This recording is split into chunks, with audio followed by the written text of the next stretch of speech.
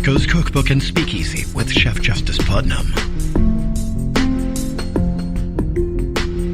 Netrootsradio.com.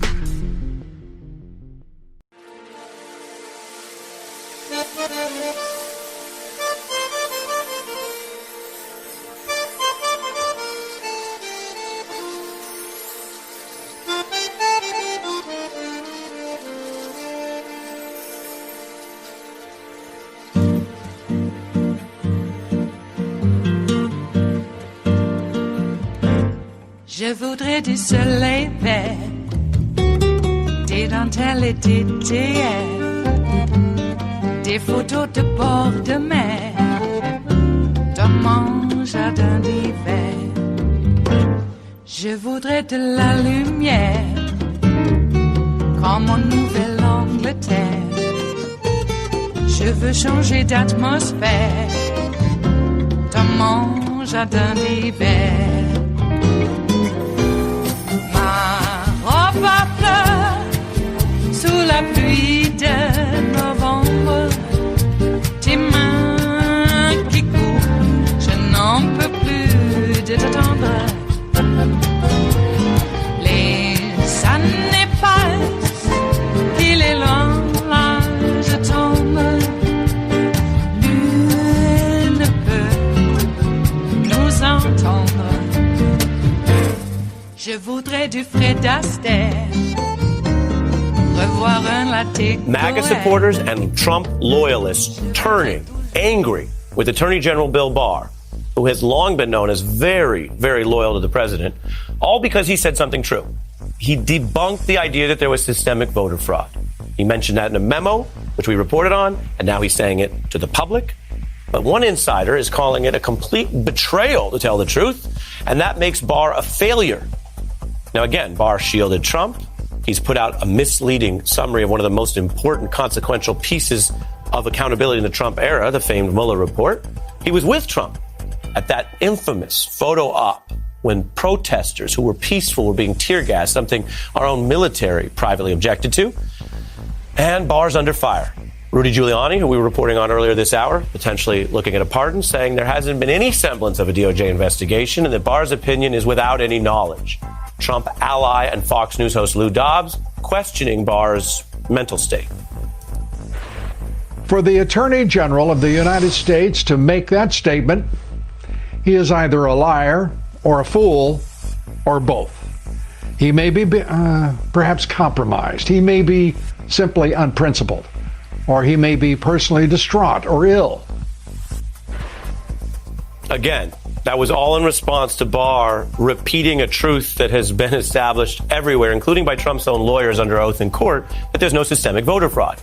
Then there's Roger Stone, who was famously personally helped to a great degree by the documented meddling by Bill Barr in what Barr said was too heavy a jail term for Stone. It was such a big deal that 4 prosecutors, some with experience in the Mueller probe, resigned in protest. But I don't know if the memory's not long or other issues are more important. Roger Stone turning on Barr.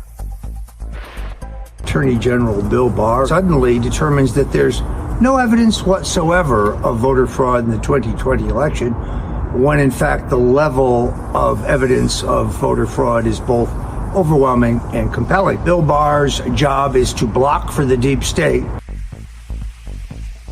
That's news to the deep state. Meanwhile, the White House playing coy about whether the president has confidence in Barr continuing on the job. Does he have faith in Attorney General Bill Barr? Does he still have confidence in Bill Barr? The president, if he has any personnel announcements, will be the first to know it. We're joined by Donald Ayer, former Deputy Attorney General in the Republican administration of George W. Bush, 41. Barr also succeeded Ayer at the DOJ, but broke with him over his conduct and tenure in the Trump administration, calling on him to resign in February. Former prosecutor and mayoral candidate Maya Wiley is back with us. Your views, Donald? Well, I think the first thing that we really have to stop and say, because I think it's very important, is that it's very significant that Bill Barr has said this, because this is the last thing I think he wanted to have to say. He's, as your lead-in has shown, he engaged in numerous efforts over the last 2 years, really, to do everything he could to make Donald Trump an autocratic president, including lots and lots of things he did this year that were pretty underhanded and inappropriate to get Donald Trump reelected. And so for him to go out and say, I think what he has reason to know, because one of the things he did just before the election was to invite his prosecutors, his 93 U.S. attorneys, to have their ears open, a policy that's not the way the department historically has worked, but they were supposed to pay attention to evidence of major fraud. And so for him to now come forward, having done everything he could for Donald Trump, and state what is factually true is something we should all, and certainly I think his Trump supporters should take to heart. So that's the most important thing about this, is that Bill Barr has said that, even though it's what I think lawyers call an admission against interest. It's the last thing he wanted to have to say. Well, and Donald, I'll jump in to say how sad for the Attorney General if it is an admission against interest to reflect a basic fact that the nonpartisan folks at DOJ had already indicated, and to reaffirm it. That is a sad statement if true. It seems to be the case. I did want to give you the benefit of, because Mr. Ayer, as I mentioned to our viewers, you have an illustrious and long career in government. But I wanted to give you the chance to mix it up with the late night hosts, the Kimmels and the Fallons of the world, which I know is a step away for you, but it is Barr related and a reminder of which stories break through and how he's become such a national character. Take a look. William Barr has been one of Trump's most obnoxiously loyal allies throughout, emphasis on lies and allies. It's so weird that they didn't find evidence of the very thing they never backed up with any evidence. When Trump heard about William Barr, he was so mad he ordered William Barr to prosecute William Barr. Oh, man, if Bill Barr had a neck, Trump would totally be wringing it right now. He will be missed. Mr. Ayer, through the laughs, the real question is it a bad thing for an attorney general who should just be faithfully prosecuting the law to be this well known, and the punchlines to be widely understood is about the fact that he's some sort of political loyalist, not a fair-minded lawyer, according to many? Well, I think it is. And I think, I think perhaps as someone who thought he could come in and ride his reputation, which for a lot of people was as a institutionalist, a lot of people, including Democrats, called him that when he was nominated, a couple of years ago. So I think maybe it's come to the end, and I think perhaps the reasoning is that he's recognized that whatever it is he's been trying to do, it hasn't worked. All of the things he said about the Durham investigation, how we're going to have an indictment before the election, and it's going to show that this is the greatest travesty and one of the greatest travesties in American history, this Russia probe, and, his statements about mail-in ballots are, going to be fraudulent, and the statements about the overreaction to the COVID crisis, and all his things to echo Donald Trump's themes have essentially come to naught. And maybe, I don't know, maybe he's coming to the view that he does have people who have wanted to believe that he's a decent human being, and maybe the time has come to pull the pin. It is Thursday, the 3rd of December of 2020, and you are in West Coast Cookbook and Speakeasy. I am your chef de cuisine, Justice Putnam. Gunner the English Bulldog is our snoozing sous chef, and our daily special is Metro Shrimp and Grits Thursdays. A little bit of jambalaya, a little bit of spice in your life, indeed. Well, to spice things up, looks like there's evacuation orders in the Santiago Canyon and elsewhere towards the coastline of Southern California in Orange County, by the way, Mission Viejo, and the other seaboard communities and those canyons that finger inland, as it would be. Well, erosion is erosion, and that will happen. So, not a good sight. A lot of people impacted, and it's not good. We're still in a pandemic. All right.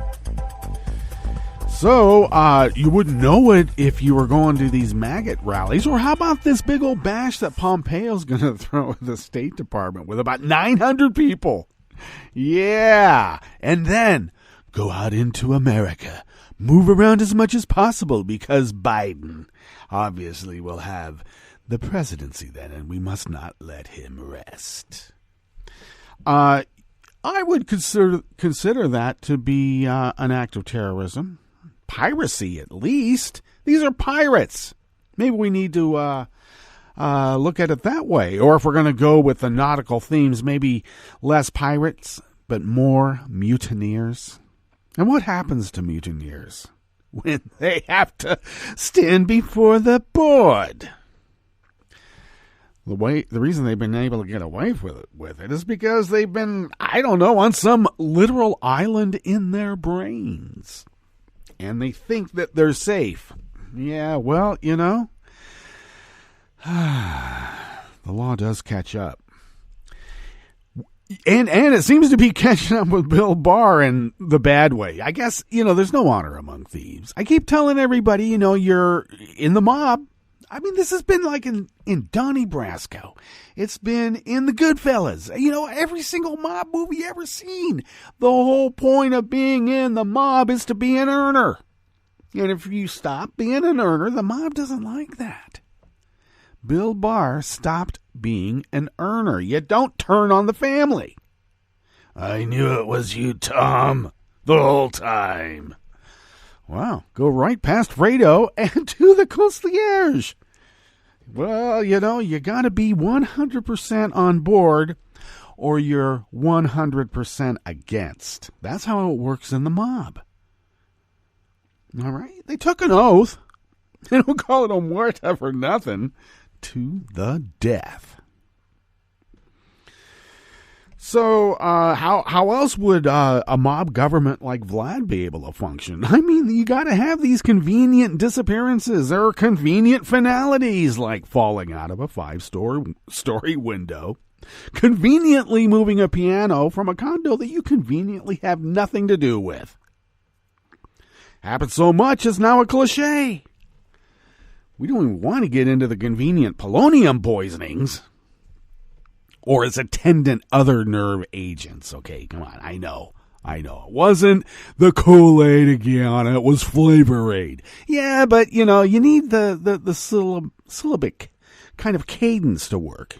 So Flavor Aid, Kool-Aid, it's just one more little phoneme in there.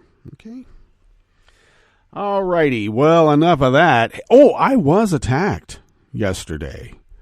But are they bots? Trolls. They're really trolls. Vichy collaborators. Maybe what I say are Russian dupes, idiots. Probably dupes. Because, sometimes people turn a blind eye to the facts. That doesn't make them idiots. It makes them dupes. And, wow. It went from, liberal tears because Trump is president to COVID-19 is a hoax and these infection numbers is only 1%. Come on, 1%? That's a lot of people. I got to tell you, that 1% is hundreds of thousands of people, and that's okay. I'm sorry. For people who would so blithely dismiss 300,000 deaths in just, several months, a few months, less than a year. Let's be clear about this now. Faster than one could really want to imagine in a pandemic. We're just going to dismiss that so blithely. And those deaths equal more than the deaths in World War II, the Korean War, conflict, Vietnam, 9/11, and both Gulf Wars. They already total more than those combined, and look how long it took those deaths to get there. Took a long time. 44,000, and I know there's more than just the American deaths, but we're talking about the 300K almost now in America. So this is why I'm using this. 44,000 American deaths in Vietnam. All the way from, well, the mid-'60s to when it ended in Nixon's second term. Uh-huh. Well, hey. What do you? Was it his second term? Yeah, there was still some residual stuff because we were still doing Cambodia. Well, I got to tell you, history resonates. Maybe not necessarily totally repeats. Who would have ever thought that we would be speaking about a mobster like Nixon having such an institutional consideration and fealty? That, he ultimately did what was right, and that was like, go. Donald Trump? No way, man. Yeah, loyalty, fealty? This is a dog-eat-dog world. And he's an anarchist. How anarchists get into government always bugged me. The people who said, well, Democrats can't legislate. Well, Republicans can't legislate. And they go, so what? We can't legislate, so it means nobody else is able to either. It's inconceivable in their pea brains. Or is it because they're soulless ghouls? That everything they complain about is projection. They are crooks, and they're convinced everybody else are worse crooks. They have the inability to legislate and to lead, so they think everybody is worse at it than they are because they're good people, They came to the truth. They know what the truth is, in spite of the facts. And yet we are the losers because, we want to embrace the facts, where they may lead, due process, equal protection for all, try to get as many people involved in the franchise. I hate that term. How about getting everybody involved in what it is to be an American? And that's, taking enough responsibility to know about how your government works, learn its history, all of it, the blisters, the actual, gouging, self-gouging, along with the good, all of it. Blemishes, man, we're talking gouging, okay? Cutting. We got a lot of cutting in our history. Better face it. And then go and vote, damn it. More than vote, get other people to vote too. Like I said, get other people involved in what it is to be an American. And there's a lot of people who want to be that are kept from it. Okay? Born here. Oh, we're going to get rid of birthright citizenship on the way out too, huh? Getting rid of all the checks and balances in the civil service part of the Pentagon, for instance. Moving the SEAL unit into the purview of this 32-year-old who goes, oh yeah, well, I don't know, we'll just use it to kill some sort of Iranian scientist. maybe stir up some anger for the incoming administration. Look, there's no way that Trump can sit in the same room with Biden now because of how he treated Biden's son, Hunter.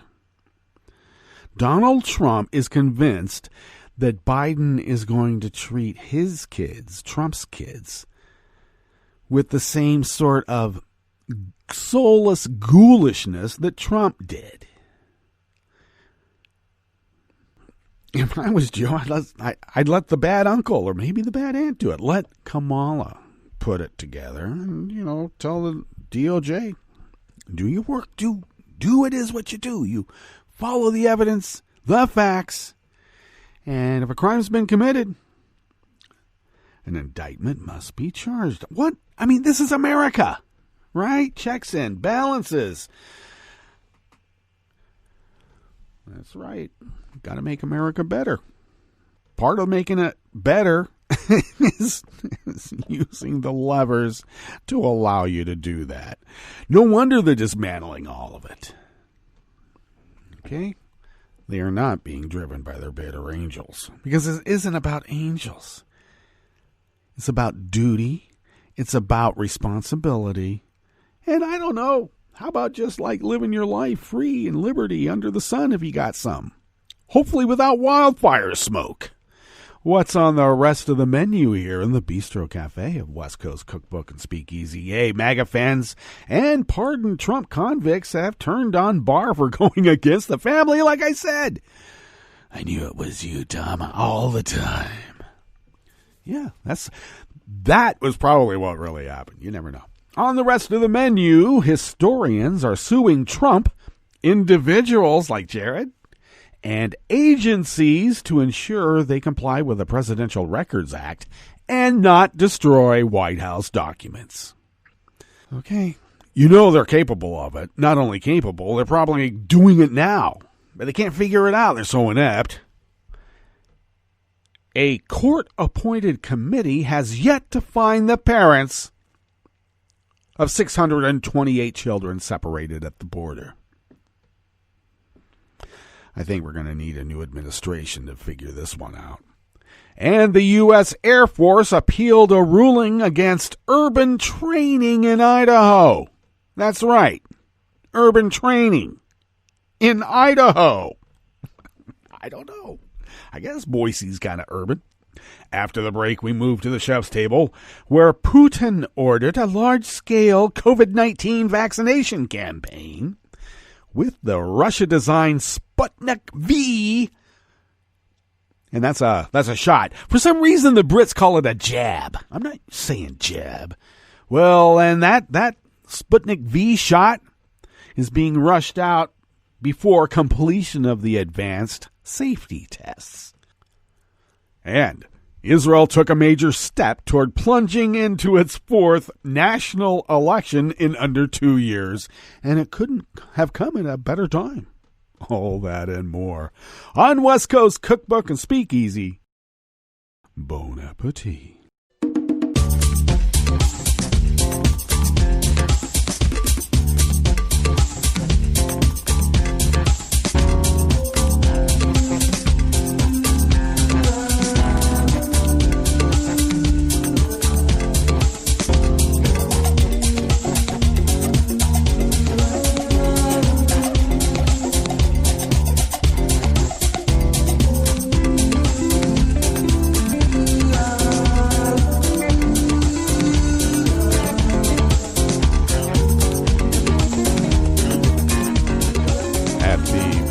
Homepage at netrootsradio.com. Off to the rightish of the page, of course, is the chat room link right there by the social media scroll.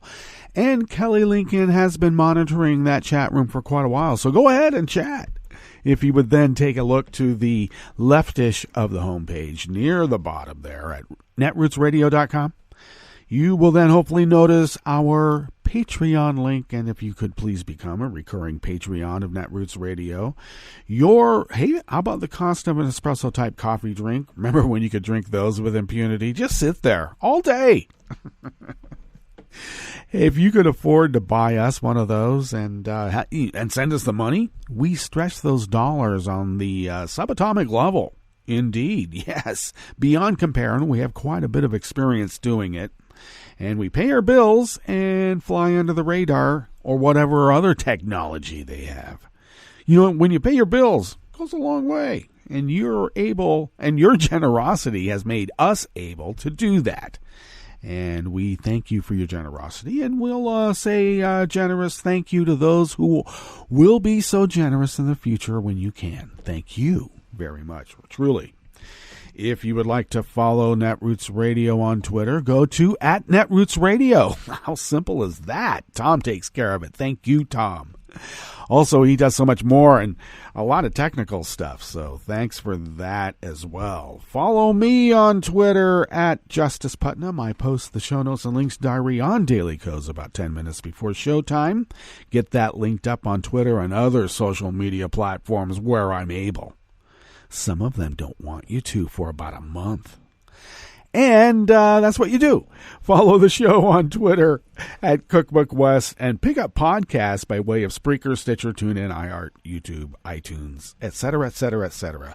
Hey, I don't know the resolution to a question that was posited yesterday, but apparently Spreaker has done an upgrade and folks have had some difficulty getting the live, the regular radio show or radio station that goes throughout the day, 24/7, 365 for almost 10 years now. So I don't know what that means, if it's just that people need to upgrade their thing or reboot, or I have no idea. But Tom is on that, so we'll figure that out. But for now, there are other ways to get Netroots Radio as it's streaming live right now, as a matter of fact. And you can do that at iTunes. I'm sorry, not iTunes. TuneIn. Yes, TuneIn.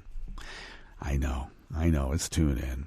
And the Apple Podcasts app as well. But regardless, I'll put that up or retweet that from the Netroots Radio site that Tom takes care of, so that you'll know how to listen to Netroots Radio. You can also just go to our homepage. There's a player right there, a button right at the top, right as soon as it opens up. Splashes, I think is what they say. And you can listen to us from the homepage as well. All right, let's dig in to this first offering here in the Bistro Cafe of West Coast Cookbook and Speakeasy. I mean, if we're going to be in a salon that's, a little cafe, or, we might as well keep up the appearances, right? Right. Amy Liu from the American Independent brings us this first offering. Trump and agencies and individuals in his administration have been named as defendants in a lawsuit filed on Tuesday in the U.S. District Court for the District of Columbia to ensure that they comply with the Presidential Records Act and do not destroy documents related to the Trump administration. Like the transcripts of phone calls, and not phone calls, but actual secret meetings with Vladimir Putin that we only found out because Vlad said to his media, just, don't tell them what we said, but just go ahead, show the pictures. And they did. The plaintiffs that filed the suit are the National Security Archive, a nonprofit research institution associated with George Washington University, the Society for Historians of American Foreign Relations, and the American Historical Association, both professional organizations serving historians, and Citizens for Responsibility and Ethics in Washington, or CREW, a nonprofit ethics watchdog organization. I should add, or just as by form of transparency, my father is a member of the American Historical Association, he being somewhat of a, in his field at least, well-renowned historian. Professional. Not just one of these like Louis L'Amour historians, but I'm talking about a real scholarly approach. Might be a little dense for some, but I think, and others do too, that his narrative is quite engaging. But he is my dad, so I'm letting you know. Okay, the plaintiffs, the named defendants are Trump, the executive office of the president, presidential advisor Jared Kushner, is that his true title? David S. Ferrerio, the archivist of the United States, and the National Archives and Records Administration. The individual plaintiffs have been sued in their official capacities. CREW said in a statement, as Trump's term draws to a close, we face an increasing risk that historically valuable records of his presidency will be permanently lost in violation of records laws by adopting a policy that allows White House personnel to capture and preserve only portions of electronic messages they send or receive, or unofficial messaging accounts. The White House is permitting the loss and destruction of presidential record material, and they know very well what they are doing. Well, that last part is added by me because that's in this reporter's opinion, and here in this salon, we are allowed. Under the White House policy, screenshots of incomplete portions of material communicated via unofficial messaging service would count as preserving official presidential records. CREW notes, but as guidance from the National Archives and Records Administration makes clear, screenshots that do not capture a message's metadata are not complete copies as the Presidential Records Act requires. It specifies that Jared Kushner has used unofficial platforms in conducting official government business, but I think it might be a little embarrassing when, the little tete-a-tete, the little, meeting with Mohammed bin Salman, saying, yeah, we'll give you Khashoggi. Just, pay off find a way to pay off this damn 666 building I got. Okay. He's the one that bought it with the apocalyptic number. They knew what they were getting into. That's all I'm saying.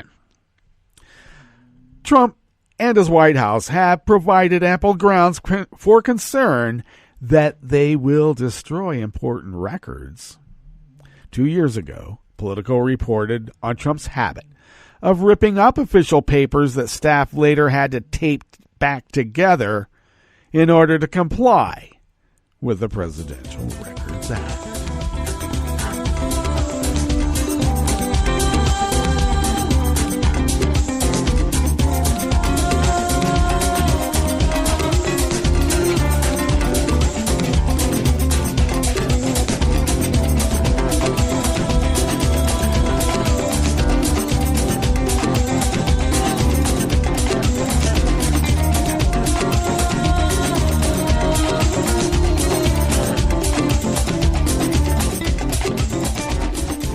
Boggett of the Associated Press brings us this next offering here in the Bistro Cafe of West Coast Cookbook and Speakeasy Metro Shrimp and Grits Thursdays.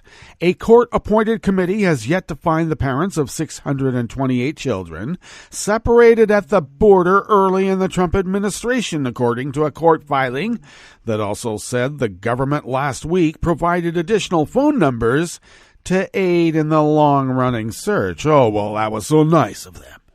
Parents of 333 children are believed to be in the United States, while parents of the other 295 are believed to be outside the U.S. That doesn't necessarily mean the parents and children are still separated, only that the committee has been unable to locate the parents. The committee has found other family members for 168 of the 628 children whose parents have yet to be located. The joint filing by attorneys for the Justice Department and families offers the latest snapshot of efforts to reunite families under a zero-tolerance policy on border crossings that resulted in thousands of separations when parents were criminally prosecuted. This article calls it illegal border crossings. When you're seeking asylum, it's actually not illegal. On November 25th, the administration provided the search committee with phone numbers and other information from a database of the Justice Department's Executive Office for Immigration Review, which manages immigration courts, the filing said. Lee Gellert, an attorney representing parents for the ACLU, said he had been pressing the administration for any additional information for the last year. We just received this new information the day before Thanksgiving, and only because of the global outcry over the fact that these parents had not been found. The search committee said it's too early to know how useful the additional phone numbers will be in finding more parents.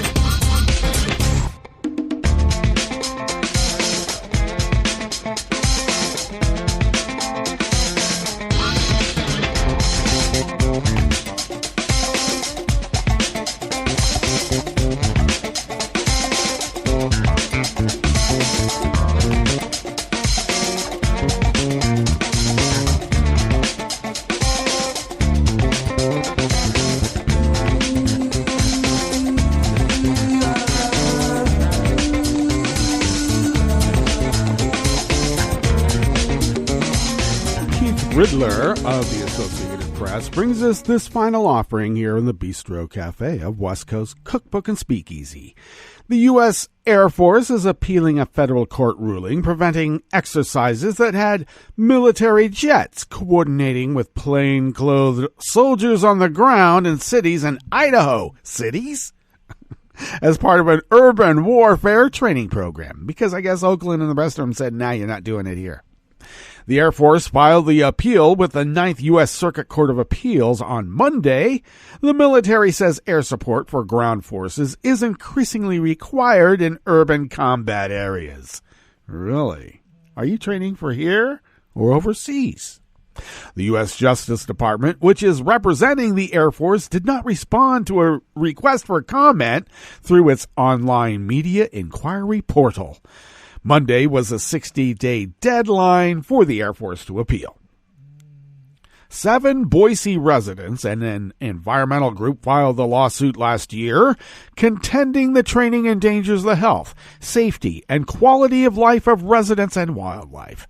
U.S. Magistrate Judge Candy Dale ruled in October that the Air Force violated environmental laws by not adequately studying how noise from the military jets could harm humans and wildlife. Well, I think the military's consideration about what harm the jets might, transfer to humans and wildlife has less to do with the noise than with the armaments. But hey, you gotta go where you can go.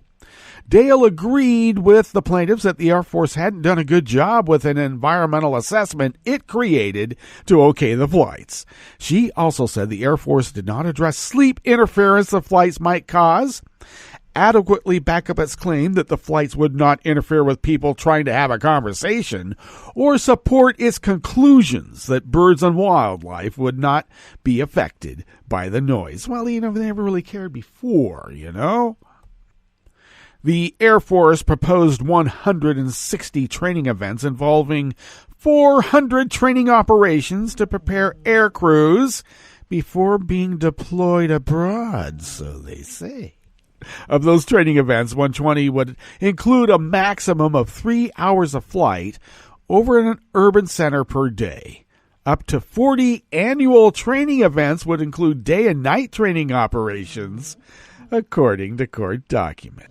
In a related matter, the Air Force announced in October it wants to fly supersonic fighter jets at lower altitudes in lightly populated areas of southwestern Idaho, northern Nevada, and southeastern Oregon to better simulate combat conditions. The Air Force said it plans to prepare an environmental impact statement to study that idea.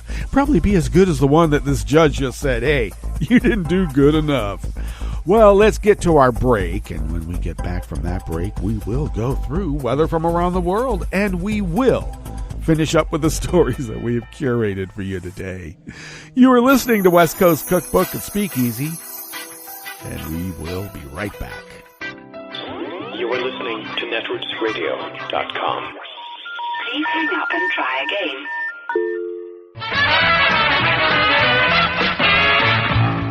From a point at sea to the circles of your mind, a new force is at work for planetary transformation. New radio for a new Earth.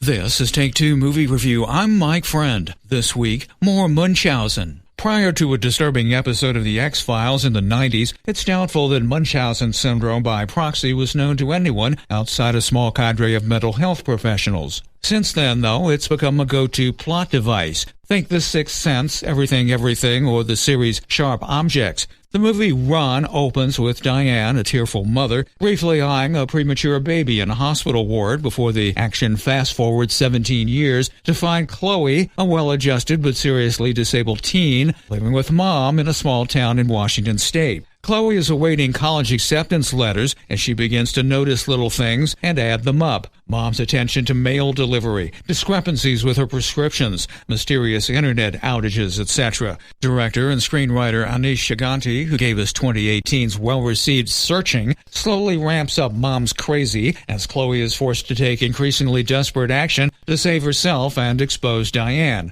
Like most thrillers, one can question the timing of certain insights and the visibility of some twists, but make no mistake, there are jump tricks and things you won't see coming, plus a mildly devilish epilogue. Part of what drives this one are the performances of the two leads. Sarah Paulson continues her recent run of portrayals of unsettling women, and you'll admire the physicality of newcomer Kiera Allen playing the disabled Chloe, until you admire her even more after finding out that she really is disabled, making her the first actress since Susan Peters in 1948 to star in a film from a wheelchair. While thriller aficionados might have some gripes around the edges, Run hasn't become the most viewed movie ever on its exclusive platform Hulu without reason. This has been Take Two Movie Review. I'm Mike Friend. Catch up with us at TakeTwoMovieReview.com and feed us back on our channel on YouTube.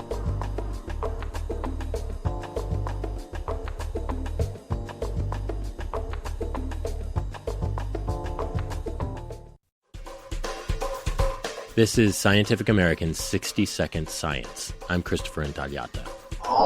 Much like modern humans, the Neanderthals roamed widely throughout Europe. We know this because they left behind extensive evidence, usually bones or tools. But their cousins, the Denisovans, are more mysterious. Until recently, they were conclusively linked only to a single cave in southern Siberia called Denisova Cave, which lies between Kazakhstan and Mongolia. In that cave, scientists had found a finger bone, 3 teeth, and a piece of skull, which tipped them off to the existence of a whole new lineage of ancient human. Now scientists have uncovered more of the range of the Denisovans, says Diendo Masilani of the Max Planck Institute in Germany. His team turned up evidence the ancient humans occupied a high mountain cave on the Tibetan plateau called Baishia Cave. The cave belongs to monks, and monks think that it's a very holy place. In fact, a monk found a piece of jawbone there in 1980, which has been tenuously linked to the Denisovans. But Masilani and his team have now unearthed more conclusive evidence by sifting through cave sediments and sequencing the genetic evidence the Denisovans left behind. Body decay or people just being there on the site, like bleeding there or pooping, peeing there, they could left their DNA. The DNA appears in layers, suggesting the Denisovans inhabited the cave as far back as 100,000 years ago, as well as at 60,000 years ago, and perhaps even as recently as 45,000 years ago, meaning the Denisovans might have overlapped in this region with modern humans. The results appear in the journal Science. Masilani says this method could enable more Denisovan detective work too. There's like so many caves when we have evidence of human activity, but we don't have hominin remain.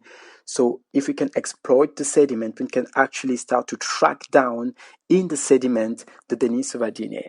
Denisovans live on today in the genomes of some modern-day humans from the South Pacific. Further genetic work like this might give scientists more clues where early Homo sapiens first met and mixed with the elusive Denisovans.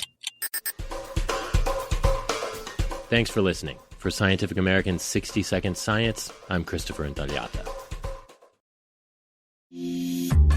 This program is presented by the Centers for Disease Control and Prevention. The discovery of penicillin in 1928 by Alexander Fleming was one of the greatest scientific achievements of the 20th century. It's hard to imagine a world before the development of what many consider to be miracle drugs. However, just 90 years ago, antibiotics weren't available. Thanks to antibiotics, some common illnesses such as strep throat are now easily treated, whereas in the past they often led to serious complications. Antibiotics serve an important role in keeping you and your loved ones healthy, but it's important to remember that antibiotics only treat bacterial infections. Most common infections such as colds, flu, most sore throats, bronchitis, and many sinus and ear infections are caused by viruses and do not respond to antibiotic treatment. These infections can be overcome by simply treating the symptoms and letting the illness run its course. Unfortunately, antibiotics have often been overused, resulting in decreased effectiveness and an increase in antibiotic-resistant diseases. Antibiotic resistance, or the increased ability of bacteria to survive in the presence of antibiotics, has become a major public health threat that we all need to help fight. When a person takes antibiotics, they are at risk for possibly having a bad reaction to these drugs. Some side effects can be quite serious, or even life-threatening in the case of an allergic reaction or severe diarrhea. This is why it is very important to only use antibiotics when they are absolutely needed and not for viral infections. Talk to your healthcare professional about the best treatment for your illness. If it is caused by a virus, follow his or her recommendation for treating the symptoms. Learn more about appropriate antibiotic use and how to feel better when you don't need an antibiotic by visiting CDC's Get Smart, Know When Antibiotics Work website at cdc.gov/getsmart/community. For the most accurate health information, visit www.cdc.gov or call 1-800-CDC-INFO. Hi, it's Tom. Could we humbly suggest your donation to netrootsradio.com? All we've got to run this 24-hour powerhouse of progressive resistance radio is what comes out of our own wallets. And you are our biggest donor. It doesn't take much, $3, $5. Just go to the bottom of our netrootsradio.com page and hit our secure donate button. Heck, you can even make a recurring contribution, and you'll get a wondiferous pair of Netroots radio stickers for application to your backpack, your bumper sticker, or your banjo. Well, it's up to you which backpack you want to put it on. So donate what you'd like at the bottom of our netrootsradio.com's homepage, because you are our biggest donor. netrootsradio.com. Together, we are Resistance Radio.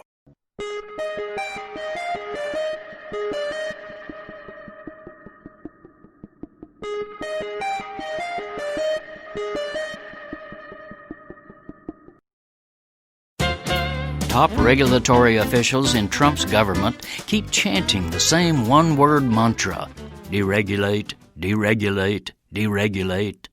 Day after day, these agency bosses have been liberating greedy business interests to do their damnedest to us consumers, workers, the environment, and even to our chicken dinner. Yes, chicken. Instead of Kentucky Fried or tacos con pollo, they're serving up chicken a la avian leukosis. That's chicken infected with a virus that produces cancerous tumors and lesions on the birds. In July, the U.S. Agriculture Department's Food Safety and Inspection Service rubber-stamped a demand by Tyson Foods and other multi-billion-dollar meat conglomerates to deregulate chicken processing rules so they can sell chickens diseased with avian leukosis for human consumption. And no, the huge brand-name marketers would not even be burdened by having to put a right-to-know label on the package so we consumers could know what we're buying. As always, the industry line is, "It's perfectly safe. Trust us." No. Their claim is that slaughterhouse line workers can simply cut out any tumors they see, then process the rest of the animal. There are two problems with this claim. First, avian leukosis can be a systemic disease passing through the blood, so slicing tumors doesn't necessarily eliminate the virus. Second, line workers don't have time to see tumors, much less remove them, since Trump's corporate-hugging regulators have also allowed poultry factories to speed up their processing lines to 175 birds per minute. This means each worker handles up to 3 chickens a second. As Lyndon Johnson used to say about such political hokum, they can't make chicken salad out of chicken shit. To learn more, go to Food and Water Watch, foodandwaterwatch.org. Need an antidote to the progressive blues? Want some good news about how grassroots folks are rebelling against the corporate powers and winning? Well, here's an easy-to-swallow pill for you, the Hightower Lowdown. Hightower's monthly newsletter will give you the lowdown, even as it lifts you up. It's 4 pages a month, jam-packed with facts you can use, actions you can take, and Jim's own Texas humor, all for only $15 a year. To become a lowdowner, go to hightowerlowdown.org. In the long run, do Donald Trump's attacks on the election results matter? I'm Tom Hartman, and this is the Civil Liberties Minute with ACLU attorney Bill Newman. In the 2020 election, in the popular vote, Joe Biden beat Donald Trump by nearly 7 million votes. But in the United States, unlike other democracies, the popular vote does not decide the election. Rather, the anti-democratic Electoral College does that, which means the result of a presidential election can be determined by changing the result in a single state. For example, Florida in 2000, in Bush versus Gore. or by changing the outcome in a handful of states, which in 2020 is what the Trump campaign has tried to do. By filing dozens and dozens of lawsuits, which is completely legal, in the swing states he lost, losing those challenges time after time with judges tossing the cases for utter lack of any evidence of any fraud or election irregularities. But the Trump cases have succeeded in one very important court, the court of public opinion. Repetition of voter fraud and stolen election has resulted in a significant minority of the electorate reporting that they believe those utterly unfounded and spurious claims. But perception matters. Unwarranted distrust about election results undermines people's belief in the legitimacy of their government, which is an essential element of democracy. How long the damage will last and what form it will take remain undecided. The Civil Liberties Minute is made possible by the ACLU because freedom can't defend itself. I'm Rick Smith, and this is Labor History in 2. On this day in labor history, the year was 1833. That was the day that the Oberlin Collegiate Institute was founded in north central Ohio. Today, it's known as Oberlin College. The college was the project of two Presbyterian ministers, John J. Seifert and Philo Stewart. Their goal was to form a college based on Christian principles. In the early days, tuition was free and students were expected to give their labor to help sustain the school and community. The college motto, "Learning and Labor," harkens back to that time. From early on, the college was different than many other institutions of higher learning of its day. In 1835, Oberlin became the first predominantly white college to admit black male students. 2 years later, Oberlin broke new ground again, letting in women and becoming the first co-ed college in the nation. By opening its doors to black and women enrollees, Oberlin gave these students a chance to study and pursue careers that might otherwise have been closed to them. By the turn of the 20th century, 1/3 of all black professionals in the United States had graduated from Oberlin. In 1862, Mary Jane Patterson became the first African-American woman to earn her bachelorette degree from Oberlin. She became a teacher and principal. Another black graduate, John Mercer Langston, would become the first black lawyer in Ohio and first black congressman to represent Virginia in Washington, D.C. Oberlin College was also known for its stance supporting the abolition of slavery and later supporting civil rights. The school was a stop on the Underground Railroad, which helped enslaved people escape into freedom to Canada. And to this day, the Oberlin community is still on the cutting edge of opportunity and change. Like what you hear? Check out more at laborhistoryin2.com.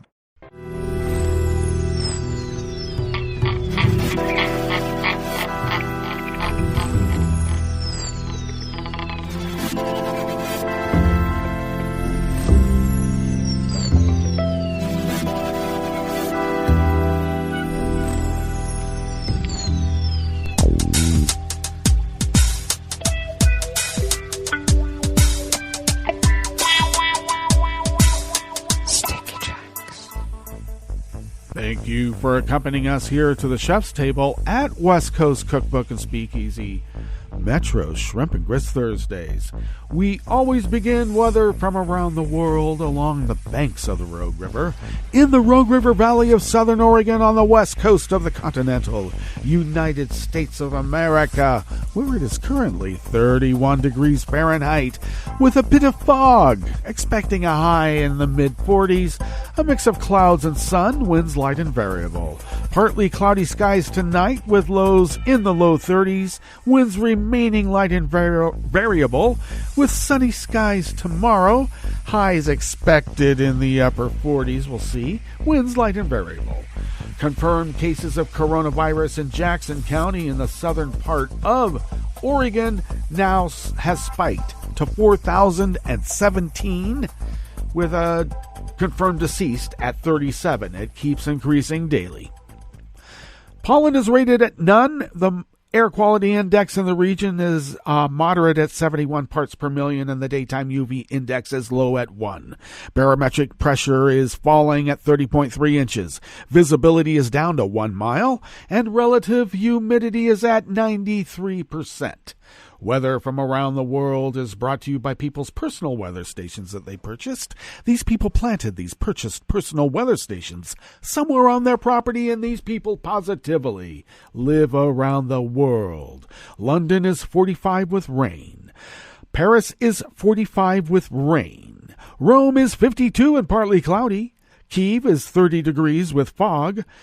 Kabul is 46 with its ever-present winter smoke. Hong Kong is 55 and clear. Tokyo is 45 and partly cloudy. Sydney, Australia is 68 and mostly cloudy. San Francisco, California is 47 degrees and fair. And New York is 42 degrees Fahrenheit and sunny. And that is weather from around the world, brought to you by people's personal weather stations that they purchased. And these people planted these purchased personal weather stations somewhere on their property. And these people positively live around the world.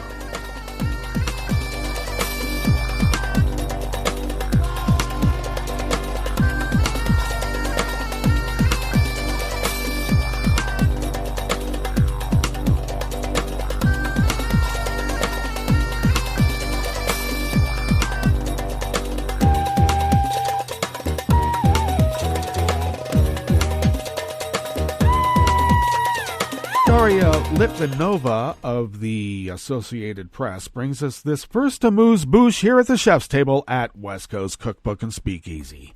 Vladimir Putin ordered a large-scale COVID-19 immunization campaign to start by late next week, with doctors and teachers set to be first in line to get a Russian-designed vaccine that has yet to complete the advanced safety studies needed to ensure its effectiveness in line with established scientific protocols. Putin's action came hours after Britain became the first country in the West to authorize the use of a vaccine against the coronavirus developed by U.S. drug maker Pfizer and Germany's BioNTech. The Russia touted its domestically developed vaccine, Sputnik V, as the world's first registered COVID-19 vaccine after the government gave it regulatory approval in early August. However, giving the shots the go-ahead drew considerable criticism from experts because at the time, the Sputnik V only had been tested on several dozen people.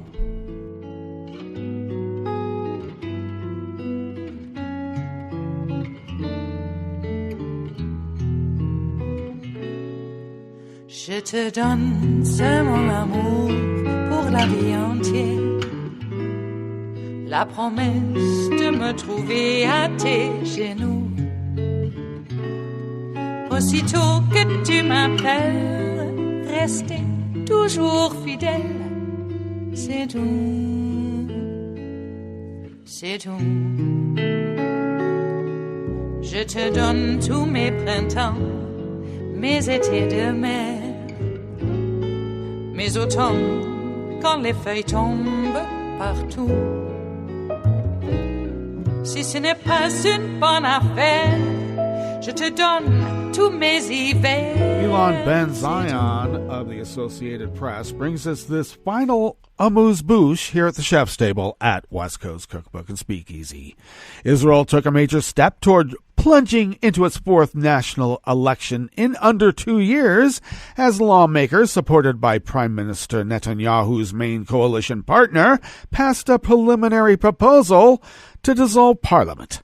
The 61-54 vote came just 7 months after the coalition took office following 3 inconclusive elections in just over a year. Netanyahu's Likud party and Defense Minister Benny Gantz Blue and White said they were seeking national unity to confront the coronavirus, but since then, the rivals have been locked in infighting. The vote gave only preliminary approval to end the alliance and forcing a new election early next year.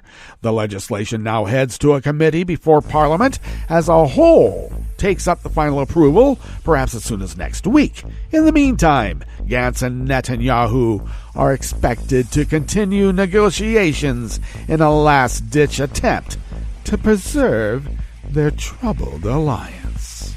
Well, that brings us to the end of our broadcast period for the day. But you do know Netroots Radio will broadcast on, and we're going to meet up tomorrow for Blue Moon Spirits Fridays. So do stay tuned to Netroots Radio all day and all night for all the breaking news as it breaks, and we'll meet up here tomorrow, right here in West Coast Cookbook and Speakeasy. Bon appetit.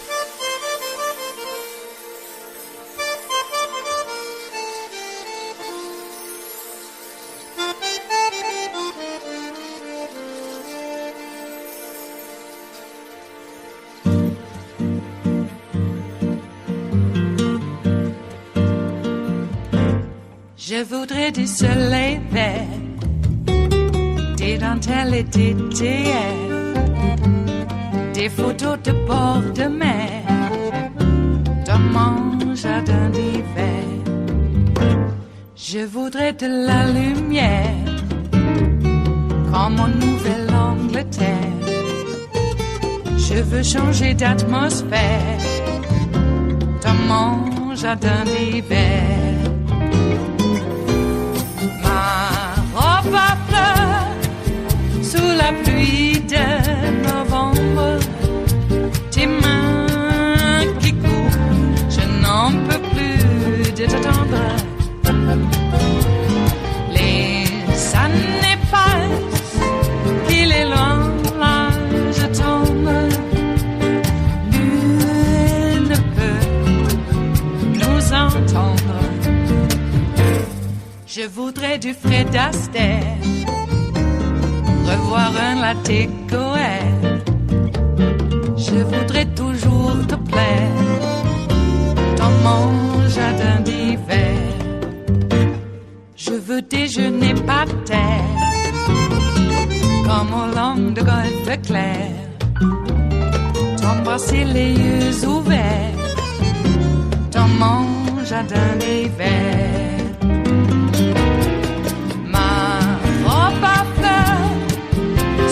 Pluie de novembre, tes mains qui courent, je n'en peux plus de t'attendre. Les années passent, il est loin, là je tombe. Nul ne peut nous entendre. Ba-da-da-dum-di-da-dum. Ba-da-da-dum-di-da-dum. Ba-da-da-dum-di-da-dum. Dans mon jardin d'hiver. Ba-da-da-dum-di-da-dum. Ba-da-da-dum-di-da-dum. Ba-da-da-dum-di-da-dum. Dans mon jardin d'hiver. Dans mon jardin d'hiver. Dans mon jardin d'hiver.